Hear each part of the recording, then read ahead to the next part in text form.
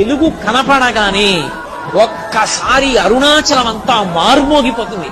అరుణాచల శివ అరుణాచల శివ అరుణాచల శివ అరుణాచల అని ప్రత్యేకంగా అదే పలుకుతారు.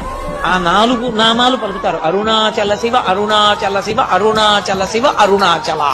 ఆ నామం ప్రతిధ్వనించిపోతుంది, దిక్కులు మారుమోగిపోతాయి నామం. అప్పుడు అక్కడ జ్యోతి వెలిగించగానే ఇంటింటా జ్యోతులు ఎక్కువ.